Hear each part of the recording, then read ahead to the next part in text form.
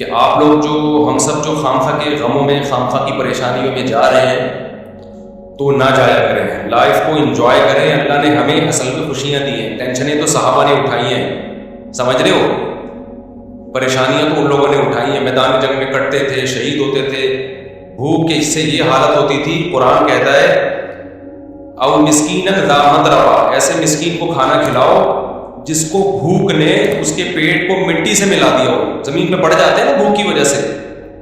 وہ لوگ تھے اصل میں جن کو پریشانی تھی، غربت کی، مہنگائی کی. ہمیں وہ پریشانیاں نہیں ہیں، ہم غریبیوں پہ اعتماد کر کے بیٹھ گئے ہیں. تو خوش رہنا سیکھو. اللہ کو یہ نا ٹیڑھے میڑھے چہرے پسند نہیں ہیں. ہر وقت مصیبت میں یار یہ نہیں ہو رہا ہے، یہ نہیں مل رہا ہے، یوں نہیں مل رہا ہے، ایسے نہیں ہو رہا ہے، یہ اللہ کو خوشی نہیں ہوتی، اللہ کو غصہ آتا ہے. دیکھو ایک باپ اپنے بیٹے کو کھلاتا ہے، پلاتا ہے، اس کو مختلف چیزیں دے رہا ہے، بلکہ باپ سے زیادہ شوہر کی مثال زیادہ اچھی طرح سمجھ میں آئے گی. ایک شوہر ہے اپنی بیگم کو کھلاتا بھی ہے، پلاتا بھی ہے، اس کو شاپنگ بھی کراتا ہے، اس کو تمام نعمتیں دے رہا ہے. بیگم ہر وقت منہ بنا کے بیٹھی رہتی ہے. کتنا غصہ آئے گا نا مرد کو، کیونکہ ہم لوگ آدمی ہیں نا، ہم لوگ کو پتہ ہے ان چیزوں کا. کتنا غصہ آتا ہے نا. آدمی کہے گا بیگم کبھی منہ پہ مسکراہٹ بھی لے آیا کرو، کبھی اچھا بھی بول دیا کرو. ایک آدمی کسی کے گھر گیا، میزبان نے کہا یہ کھانا کھائیے، مہمان نے کہا نہیں، میزبان نے کہا کبھی اچھا بھی کھا لیا کرے، آ جائے کھانا کھا لیا، ٹھیک ہے نا. تو کتنا غصہ آتا ہے نا آدمی کو ناشکری بیوی پہ. بیگم کبھی منہ سے اچھا بھی بول دیا کرو. تو اس کو اتنا غصہ نہیں آتا، آپ کو اتنا غصہ نہیں آتا جتنا اللہ کو آتا ہے کہ ان کو ساری نعمتیں مل رہی ہیں، ساری خوشیاں، کھا رہے ہیں، پی رہے ہیں، سو رہے ہیں. ان کو ٹینشن اس کی ہو رہی ہے میرا بچہ سٹی اسکول میں کیوں نہیں پڑھ رہا، بیگن ہاؤس میں کیوں نہیں پڑھ رہا، اور مجھے ذاتی گھر کیوں نہیں مل رہا. اللہ کو غصہ آتا ہے ان چیزوں کو. تو اللہ کو خوش لوگ پسند ہیں، سمجھتے ہو. غمزدہ لوگ اللہ کو بالکل بھی پسند نہیں ہے. غم صرف ایک اٹھاؤ، آخرت کا. غم کون سا اٹھاؤ؟ آخرت. میں آپ کو بتاؤں، ہم نے اللہ والوں کو دیکھا ہے، ان کو جب کوئی دنیا کی مصیبت پہنچتی ہے نا تو ان کو غمزدہ ہوتے ہوئے شرم آ رہی ہوتی ہے. غمزدہ ہوتے ہوئے شرم آ رہی ہوتی ہے کہ اللہ کو کیا منہ دکھائیں گے. اللہ کہے گا اتنی خوشیاں تجھے دی ہیں. ہمارے حضرت مفتی رشید احمد صاحب رحمہ اللہ آخر عمر میں بیمار ہو گئے، تو جب کوئی ان کے پاس عیادت کے لیے جاتا نا تو ایک عالم آئے ان کی خدمت میں، عیادت کے لیے گئے اور کہنے لگے آپ کو دیکھ کے بڑی ٹینشن ہو رہی ہے. تو حضرت نے فرمایا مجھے تو ہو نہیں رہی، آپ کو پتہ نہیں کیوں ہو رہی ہے. انہوں نے فرمایا کہ میری عمر 70 سال سے زیادہ ہو گئی ہے، ابھی بیمار نہیں ہوں گا تو کب ہوں گا بیمار بھائی. تو اس عمر میں تو زیادہ تر لوگ مر چکے ہوتے ہیں، ہم زندہ ہیں، اس میں غنیمت ہے بھائی. ٹینشن نہیں لے رہے تھے، کہتے ہیں اب بھی نہیں بیمار ہوں گے تو کب ہوں گے بھائی، اب تو بیماری کی عمر ہے بھائی، اب تو جو ہے غریبی چل رہا ہے. پھر بھی مانتے نہیں تھے کہ میں بیمار ہوں، ٹھیک ہے. مجھے شرم آتی ہے اپنے آپ کو بیمار کہتے ہوئے. بلکہ حضرت تو یہاں تک فرمایا کرتے تھے اگر بیمار ہو نا دوائیں چھپ کے کھایا کرو، دنیا کو نہ بتایا کرو میں بیمار ہوں، میں یہ ٹیبلٹ. آج کل دوائیں کھانا فیشن بن گیا ہے. جتنا بڑا آدمی ہوگا نا شوگر کی گولیاں کھا رہا ہوگا. یہ ایک فیشن ہے کہ سر جو ہے صبح یہ ٹیبلٹ لیتے ہیں، شام کو یہ ٹیبلٹ کھاتے ہیں. غریب آدمی ٹیبلٹ بیچارہ وہ پاپے چائے میں ڈبو کے کھا رہا ہوتا ہے. یہ مالداروں کے مسائل ہیں کہ سر آپ کی شوگر کہاں پہنچ چکی ہے، ٹھیک ہے نا. مالدار جس کو شوگر نہیں ہے غریب آدمی ہے، اس کو شوگر ہی نہیں، یہ تو فیشن ہے نا. تو حضرت فرمایا کرتے تھے کہ بیمار بھی ہونا دوائیں چھپ کے کھایا کرو، لوگوں کے سامنے اپنی کمزوریوں کو اور بیماریوں کو شو مت کرو. سمجھتے ہو؟ صحیح ہے، بس ہاں ٹھیک ہے، بہترین ہے. یہ کچھ زیادہ تقویٰ ہو جائے گا، آپ کھا لیں، ایسا نہ ہو شوگر ہو گئی آپ چھپ کے کہیں جگہ نہیں مل رہی تو مر ہی گئے. اب جو دواؤں کا عادی ہو جاتا ہے وہ تو کیا چھپ کے کھائے گا، وہ تو کھلے عام کھاتا ہے. اچھا کچھ دوائیں نہیں ہیں، وہ کہلاتی ہیں دوائیں، جیسے ملٹی وٹامن گولیاں، یہ کوئی دوائیں نہیں ہیں. اگر یہ کوئی کھا رہا ہے تو یہ کوئی دواؤں کی فہرست میں یہ چیزیں نہیں آتی ہیں. تو لیکن جو بیماریاں ہیں نا، جس کو لوگوں نے بیماریاں سمجھ رکھے ہیں، ان کو بیماریاں سمجھ لیا ہے، تو کوشش یہی کرو بھائی ہم صحت مند ہیں، ہم سب ٹھیک، سب کیا چل رہا ہے، اوکے کی رپورٹ چل رہی ہے. جب کوئی پوچھا کرے کیا حالات ہیں، بولو سب اوکے کی رپورٹ ہے. رپورٹ کا لفظ میں اس لیے استعمال کرتا ہوں کہ رپورٹوں پہ لوگوں کو یقین ہوتا ہے. دیکھو آپ کسی سے پوچھ رہے ہیں کہ آپ کے جگر ٹھیک کام کر رہا ہے، لیور ٹھیک ہے، آپ کا کڈنی ٹھیک ہے، وہ کہے گا ہاں ٹھیک ہے. آپ کہیں گے رپورٹ ہے تمہارے پاس، لیب سے رپورٹ ہے، وہ کہے گا ہاں جی یہ رپورٹ ہے. تو رپورٹ دیکھ کے یقین آ جائے گا نا. تو صرف یہ نہیں بتایا کرو میں خیریت سے ہوں، آپ بولو میرے پاس خیریت کی باقاعدہ رپورٹ ہے، ٹھیک ہے. تو میں جب بھی کسی سے خیریت پوچھتا ہوں، میرے دوستوں کو پتا ہے کہ میں یہ نہیں پوچھتا پوچھتا آپ خیریت سے؟ میں کہتا ہوں سب اوکے کی رپورٹ ہے. وہ آگے سے جواب میں کہتے ہیں رپورٹ کیا ہے؟ اوکے کی. اس کا مطلب واقعی اوکے ہے, باقاعدہ رپورٹ ہے اس کے پاس. تو اللہ کا شکر ہے ہمارے پاس بھی رپورٹ کیا ہے؟ اوکے کی رپورٹ ہے. جب بھی کوئی مسلم, اور اللہ اوکے کی رپورٹ ہی رکھے بھائی, زیادہ شو بازیوں میں بھی نقصان ہوتا ہے. تو اللہ اوکے کی رپورٹ ہی رکھے, خوش ہی رکھے اللہ تعالیٰ آپ سب. اچھا, مجھے لوگ اپنا تانے دینا شروع کر دیے لوگوں نے. پہلے جب میں بیان کرتا تھا نا اوکے کی رپورٹ ہے, 4 شادیاں 3 شادیاں, لوگ ایسے سنتے تھے ماشاءاللہ کتنا اچھا بیان. اب پتہ ہے کیا ہے, ابے اوکے کی رپورٹ تو ہوگی نا جب ریگو میں گھوم رہے ہیں. ہاں, جب پیسہ آ رہا ہے تو رپورٹیں کیا ہوں گی؟ اوکے کی ہوں گی نا. یہ جو کھلکھلا رہے ہیں ممبر پہ, یہ اس کے پیچھے کیا ہے؟ پیسہ ہے. تو میں کہتا ہوں کہ ہم تو اللہ کا شکر ہے خوشی ہے الحمدللہ, ہمیشہ سے اللہ نے خوشی رکھا ہے. ہماری ضرورتیں اتنی محدود ہیں اور اللہ خوشی رکھے. لیکن لوگ نا کسی حال میں الحمدللہ خوش نہیں. ان کو یہ ہے کہ پہلے پھٹ پٹی پہ گھوم رہے تھے, اس کی ٹینشن, اب ریگو میں گھوم رہے تو اس کی بھی ٹینشن یہ لوگ لے رہے ہیں. تو یہ آپ کی ٹینشن ہے, آپ جتنی چاہو بڑھا لو. جب کسی کو ریگو میں گھومتا ہوا دیکھتے تھے, ہم اپنی پھٹ پٹی پہ گھومتے تھے, اس وقت بھی ہمیں ٹینشن نہیں ہوتی تھی, سمجھ رہے ہیں نا. اور جب ہم ریگو میں آ رہے ہیں تو بھی ہمیں ٹینشن نہیں ہو رہی. آپ کو پہلے بھی ٹینشن تھی کہ مفتی صاحب پھٹ پٹی پہ گھومتے اور باتیں 4 شادیوں کی کرتے. میری پھٹ پٹی بائک دیکھی آپ لوگوں نے؟ ایسی بائکیں میں نے رکھی ہیں نا جن کے ماڈل ہی ختم ہو چکے ہیں, یعنی مارکیٹ میں بھی نہیں ملتی. میں نے رکھی ہے ہونڈا 110, کبھی نام سنا؟ ہونڈا 110. روزانہ صبح بائک کی بات کر رہا ہوں, دھکا لگتا تھا اس کو. ہم اس وقت اس سے زیادہ خوش تھے جتنے اب ہیں. میرا جو بچپن سے میرے ساتھ ہے نا وہ مجھے زیادہ جانتے ہیں, وہ مجھے بہت اچھی طرح جانتے ہیں. ہمیشہ میری باتیں کروڑوں کی رہی ہیں اور دکان میرے پاس پکوڑوں کی رہی ہے. اللہ کا شکر ہے میرے ساتھ جو میرے بچپن کے دوست ہیں وہ جانتے ہیں پیسوں کی تو ہمارے کبھی بات ہی نہیں کی, ہم نے نہ پیسہ کمانے کی کبھی فکر کی. تو پھر ہم نے گاڑی جب میں نے خریدی نا FX, پرانا ماڈل جس کی چھت پچکی ہوئی تھی, 40,000 قسطوں پہ میں نے گاڑی لی تھی. 40,000 قسطوں پہ, 3,000 منتھلی قسط تھی. لوگ کہتے تھے اتنی سستی قسطوں پہ کہاں سے مل گئی. جب گاڑی دیکھ کے کہتے تھے مفتی صاحب کسی نے آپ کو چونا لگا دیا ہے, یعنی اس پہ بھی مہنگی. اسی میں ہم رشتے لینے جا رہے ہوتے تھے تیسری شادی کے. اس کو کہتے ہیں دکان پکوڑوں کی اور باتیں کرو, خوشی خوشی جاتے تھے, خوشی خوشی. اسی گاڑی کو دیکھ کے رشتے ریجیکٹ بھی ہوتے تھے, ٹھیک ہے. پھر بھی ہم اب سے زیادہ خوش تھے الحمدللہ. اب سے جتنے آپ خوش ہیں اس سے زیادہ خوش تھے.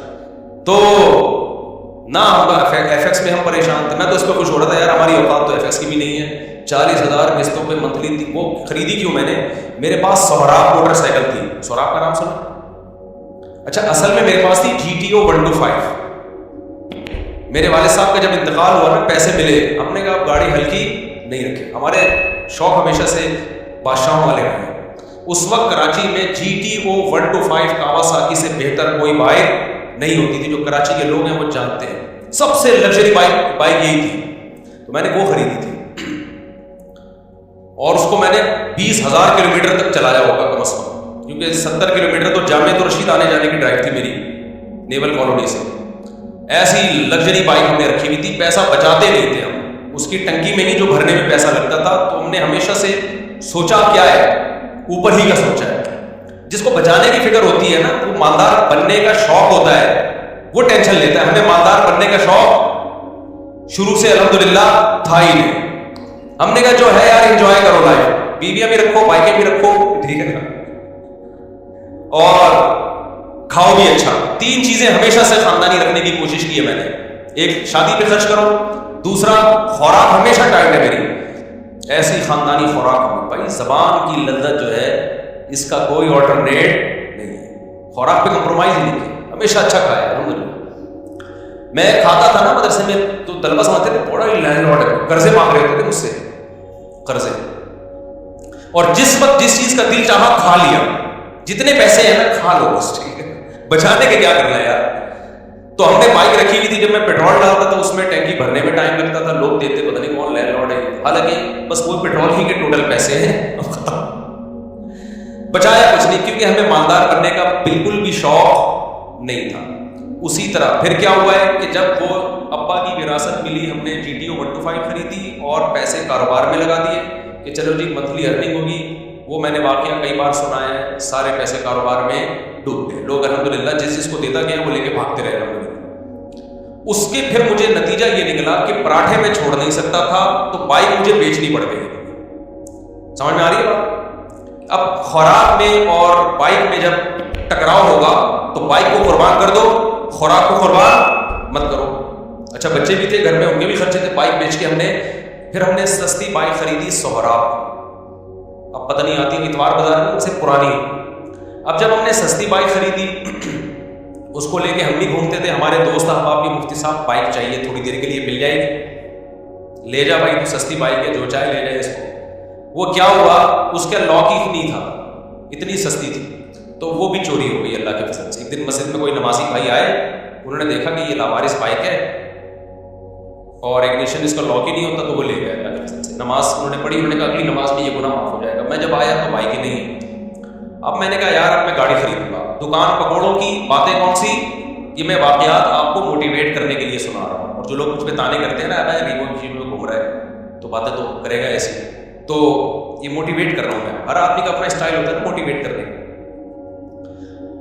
تو میں نے کہا اب سہراب چلی گئی ہے، اب ہم کیا لیں گے، گاڑی ہی لیں گے، 4 پہیوں پہ آئیں گے بھائی، بائکیں بہت ہو گئی۔ 4 پہیوں پہ آئے کہاں سے، 25,000 کی سہراب خریدی تھی، وہ بھی چوری ہو گئی۔ تو اب ہم کیا کریں گے بھائی، پھر ہم نے کیا کیا، میں نے کہا کہ ایک دوست سے، بھائی یہ جو اشارہ کر رہے ہیں بیٹھ جائیں کھڑے نہ ہوں، تو میں نے کیا کیا، میں نے کہا کہ اب میں گاڑی خریدوں گا۔ گاڑی کہیں مل نہیں رہی تھی تو پھر ایک شاگرد کے پاس سے 40,000 قسطوں پہ مل گئی گاڑی FX، چاروں ٹائر اس کے پنچر تھے، چھت اس کی نیچے پچکی بھی تھی، ہم وہ جنازہ اٹھا کے لے آئے۔ تو اب میں مسجد کا امام ہوں تو بہت سارے مریدین نے مل کے نا ٹھک ٹھک ٹھک اس کو بنانا شروع کر دیا، پیسے نہیں لگائے، یوں کیا چھت اوپر ہو گئی اس کی۔ FX میں یہ بڑی بات ہے کہ ڈینٹنگ پینٹنگ کا زیادہ ہاتھ سے ہی ڈینٹنگ پینٹنگ کا کام ہو جاتا ہے اس میں۔ تو بہرحال ہمیں اس کی خوشی تھی کہ گاڑی آ گئی ہمارے پاس، رشتے مانگنے میں آسانی ہو گئی۔ تو اس پہ تھوڑے پیسے لگا کے میں نے کیا کیا، بالآخر اب میں نے کہا یہ بہت کام نکال رہی تھی، میں نے کہا جیسے کسی نے مجھے پہنائی ہے تو اب یہ کسی اور کو پہنا دو۔ یہی حل ہوتا ہے پرانی چیزوں کا، بیوی کے علاوہ جتنی بھی پرانی چیزیں آپ کیا کر دو، دوسرے کو پہنا۔ میں نے کہا بہت تھک گیا، اس پہ سارے پیسے اسی پہ لگ رہے تھے۔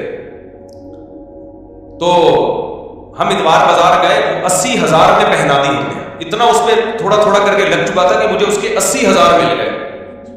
بڑی بات تھی اس زمانے میں 80,000، برکت دیکھو نا کیسی ہوتی ہے۔ ہم نے کیا کیا، اب آپ کی طرح یہ نہیں کہ بچوں کو سٹی اور بیکن ہاؤس میں پڑھانا ہے یا بچے روکنے، ہم نے پیدا ہی نہیں ہونے دے۔ اس وقت بچے تھے چھوٹے، ابھی ان کی تعلیم کا خرچہ نہیں تھا، بہت چھوٹے بچے تھے میرے، اس میں خوراک پوری ہو رہی تھی ان کی۔ جب بڑے ہوں گے، اسکول کا ٹائم آئے گا، اس وقت سوچیں گے، ابھی تھوڑی سوچنے کی چیزیں ہیں۔ ہم خود بھی تو کسی کے بچے ہیں نا، ابھی میں اپنے والد صاحب کے بچوں کا سوچ رہا تھا، یعنی میں اپنا۔ تو ہوا یہ کہ ہم نے وہ خرید لی، آپ کی اللہ بھلا کرے، شیراٹ لی میں نے، 1.5 لاکھ کی ملی، 80 کیش دیے اور 5,000 قسطیں، وہ محلے میں کہیں سے ملی۔ ہم آ گئے کس پہ، شیراٹ پہ۔ تو شیراٹ میں گھوم رہے ہیں، اس پہ خوش ہو رہے ہیں، یار ہماری اوقات تو سہراب کی بھی نہیں تھی، اللہ نے کیا دلا دی، شکر کی توفیق مل رہی تھی نا، مجھے شکر کی توفیق مل رہی تھی۔ لوگ میں کہتے ہیں یار میری اوقات تو نہیں ہے، ہم تو مولوی لوگ ہیں، ہماری تنخواہیں دیکھو، جذبے دیکھو ہمارے، تو یہ گاڑی مل گئی تو اس پہ واقعی بہت خوش ہوتا تھا۔ ایک دفعہ میں گاڑی لے کر گیا ہوں، کسی بڑے جلسے میں میرا خطاب تھا، لوگ لینڈ کروزر میں بڑی گاڑیوں میں آ رہے تھے، بڑی بڑا استقبال ہوا، میں گیا، ہمارے دوستوں نے کہا مفتی صاحب FX میں نہیں بیٹھنا، جا کے آپ کی پرسنالٹی پہ یہ FX سوٹ نہیں کر رہی، کیونکہ یہاں بڑے علماء آئے ہیں بڑی گاڑیوں میں۔ میں نے کہا ایسی کی تیسی بھائی، ہم کس میں بیٹھیں گے، اپنی FX میں۔ تو اللہ نے بےعزتی لکھی ہوئی تھی، جب میں بیٹھا ہوں تو چلی بھی نہیں رہی تھی، 6 آدمیوں نے دھکا لگایا اس کو، یعنی وہ جتنی عزت بچانا دوست چاہ رہے تھے نا، تو وہ اور ہم نے انجوائے کیا۔ ہم نے کہا بھائی ان چیزوں میں عزت ذلت بولو نا، نہیں ان چیزوں کیا، ہمارا مقصد تھا بیان کرنا، بیان اگر اچھا ہو گیا تو ٹھیک ہے، میں گدھے پہ جاؤں، میں گھوڑے پہ جاؤں، میں سائیکل پہ جاؤں، میں FX میں جاؤں۔ میں آپ کو اس لیے یہ سارے واقعات شو مارنے کے نہیں بتا رہا، خامخواہ کی ٹینشنیں کیوں پالی ہوئی ہے بھائی تم لوگوں نے، بلا وجہ اپنا معیار اتنا اونچا کیوں رکھا ہوا ہے، وہ معیار نہیں ملتا تو ٹینشن میں جاتے ہو، پھر ہم تو یہ سوچ رہے تھے یار ہماری اوقات موٹر سائیکل کی نہیں ہے, اللہ نے 125 دلا دی GTO. ہماری اوقات تو 125 کی نہیں, اللہ نے FX دلا دی. ہماری اوقات تو FX کی ہے, اللہ نے شراٹ دلا دی. نہیں آئی بات سمجھ, ہم شراٹ میں گھوم رہے ہیں بھائی اور انجوائے کر رہے ہیں. وہ شراٹ بھی گئی, کیسے گئی؟ بڑا دکھ بھلا ہو گیا. مجھے ایک فراڈی مل گیا, بس فراڈی بہت ملے. وہ شراٹ اس میں ایک آخری جو دھچکا لگنا تھا نا مجھے, شراٹ بک گئی میری. اب جب شراٹ گئی تو ہم پھر روڈ پہ آ گئے, ٹھیک ہے. تو میں پھر یہاں سے بسوں میں جاتا تھا, W11. اب میں اس وقت مشہور ہو چکا تھا تو مجھے W11 میں لوگ پہچاننے لگے تھے, مفتی صاحب آپ بس میں 2 منٹ کی چڑنگی ہے نا یہاں پہ, مجھے اچھی طرح یاد ہے. میں آ رہا تھا وہاں اترنے, یار آپ بس میں, تو میں کہا میرے بس میں ہی جانا رہ گیا ہے, اس کے علاوہ میرے بس میں ہے نہیں. تو میں خوش تھا اس پہ, اور اللہ کی قسم خوش تھا, اوپر سے نہیں کہ میں وہ کر رہا ہوں, بہت خوش تھا الحمدللہ کہ یار میری ضرورت تو اس کی بھی نہیں ہے, اللہ مجھے بس کا کرایہ تو ہے نا, ورنہ بہت سے لوگ تو بس کا کرایہ نہیں ہوتا. جذبے اسی طرح, رشتے نہیں, گلگت جا رہا ہوں رشتوں کے لیے. لوگ کہہ رہے ہیں آپ کے پاس ہے کیا؟ بھائی میری ٹوٹل میری یہ ارننگ ہے منتھلی, اس میں اللہ کا شکر ہے گزارا اچھا ہو رہا ہے, تو آپ کی بچی کا بھی گزارا ہو جائے گا. انہوں نے کہا نہیں ہوگا. ہم نے کہا جاؤ, نہیں ہوگا تو بڑھ میں, ٹھیک ہے نا, کسی کے سامنے بھیک تھوڑی مانگنی ہے, ایسی کی تیسی. اچھا خیر, پھر مل بھی جاتے ہیں رشتے. تو اسی غربت میں ہماری تیسری بھی ہو گئی الحمدللہ. کتنی ہو گئی؟ تیسری.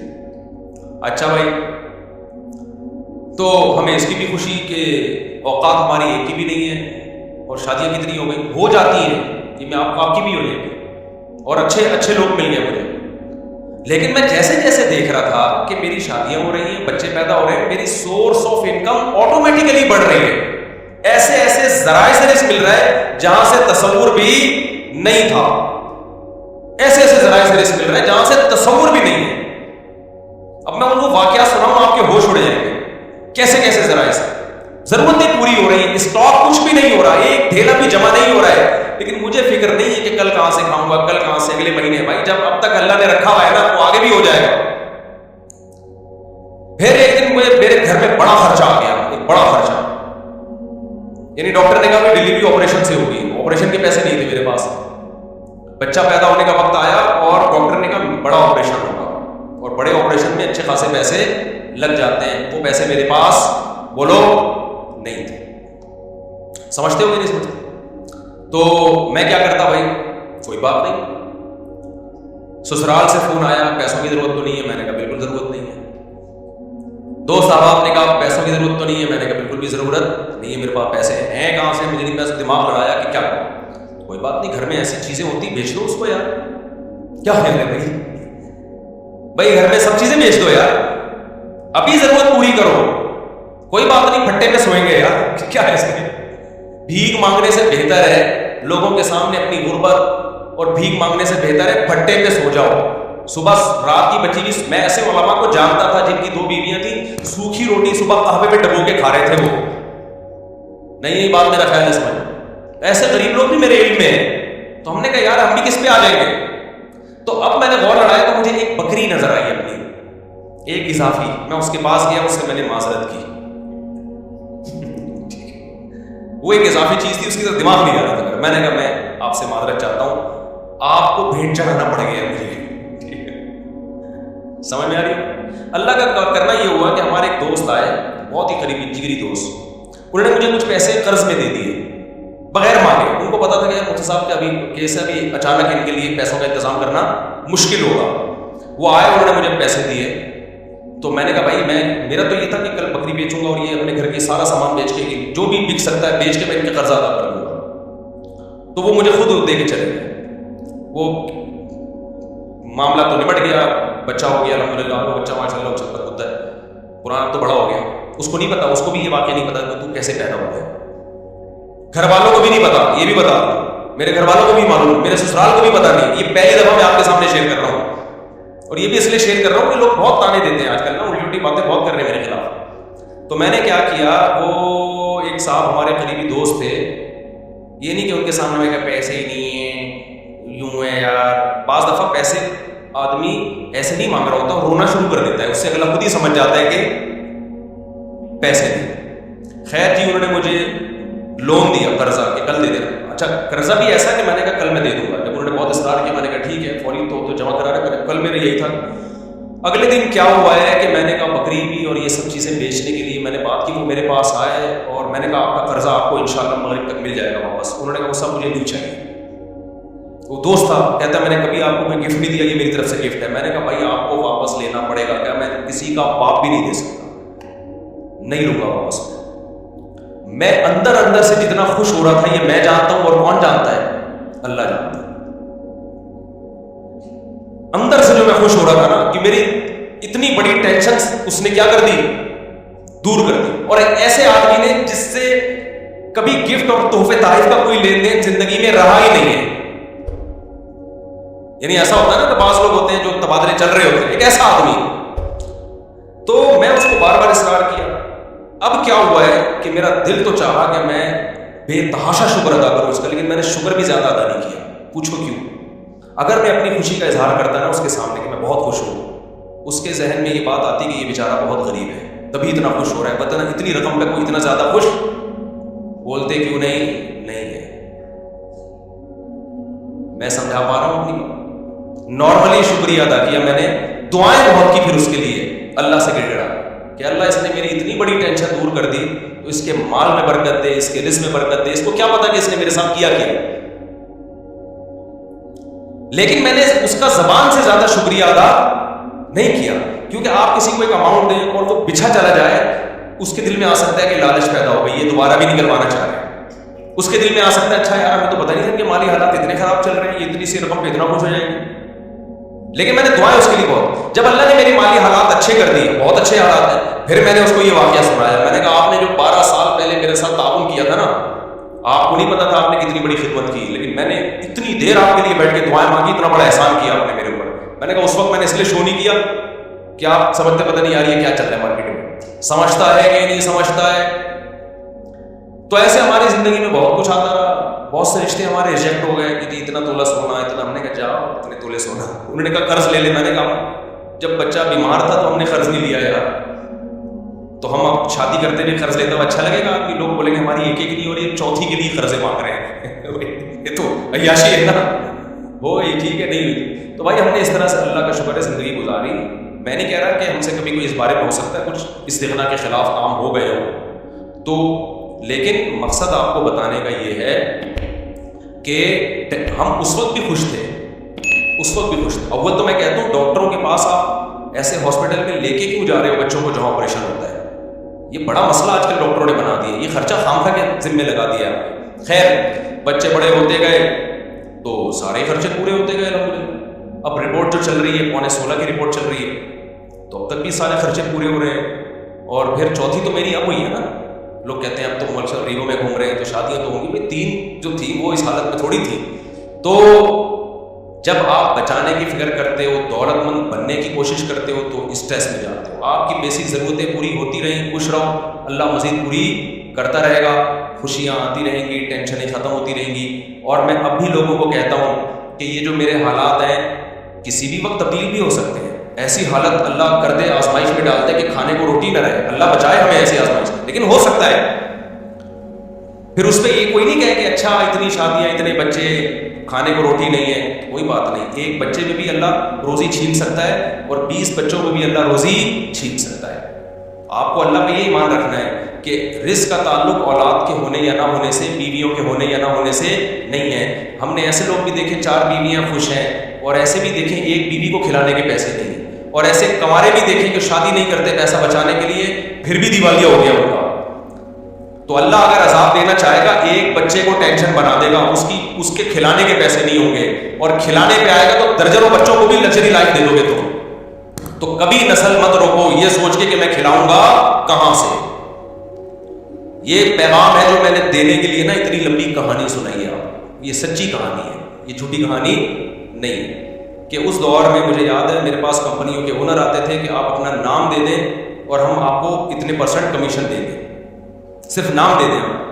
مجھے لوگوں نے کہا مفتی صاحب آپ کا شہد کا بزنس ہے، آپ ایک دفعہ اناؤنس کر دیں. تو یہ کام میں نے نہیں کیا کیونکہ مجھے یہ کام غیر اخلاقی لگتا تھا کہ میرا نام مشہور ہوا ہے مذہب سے، میں اس کو استعمال کروں تجارت میں. میں نے کمپنی بھی بنائی، بزنس بھی کیا، اب تک کر رہا ہوں. نہ کمپنی کا کسی کو بتایا اور نہ بزنس کا کسی کو بتایا. تو یہ میں اس لیے کہہ رہا ہوں، آج لوگ کہتے ہیں بہت یہ مولوی لوگ ایسے، مولوی لوگ، آپ مولوی میں اٹھ کے بیٹھ کے دیکھو گے نا، کسی کے بارے میں 2-4 باتوں سے فوراً تبصرہ کر دینا ٹھیک نہیں ہوتا، جب تک کسی کے ساتھ رہو نہیں. ہم بار بار کہہ رہے ہیں ہم بہت نیک نہیں ہیں، لیکن جو پیسوں کی اور ان چیزوں کے الزامات ہمارے اوپر لگ رہے ہیں نا، اتنی تو صفائی میرے ذمہ بنتی ہے نا کہ میں دوں. اور میرا فلسفے کی ایسی کی تیسی ہو رہی ہے. میں لوگوں سے کہتا ہوں اولاد کثرت سے پیدا کرو، زیادہ شادیاں کرو، لوگ فوراً کہتے ہیں ان لوگ کے پاس تو ریبو میں گھومتے ہیں اس لیے باتیں کر رہے ہیں.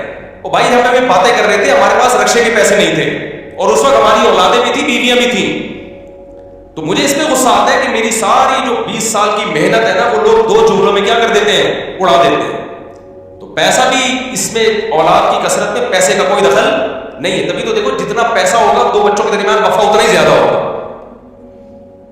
تو یہ سوچ کی بات ہے. دل بڑا ہوگا تو اولاد زیادہ ہوگی، اللہ پہ توکل ہوگا. دل چھوٹا ہے تو بچے کم ہوں گے، اللہ پہ توکل نہیں ہوگا. اور جب اللہ پہ توکل نہیں ہے، کروڑوں روپے میں بھی انسان ٹینشن میں ہوتا ہے. اور جب اللہ پہ توکل ہے تو کچھ بھی نہ ہو پھر بھی ٹینشن بھی نہیں ہوتا.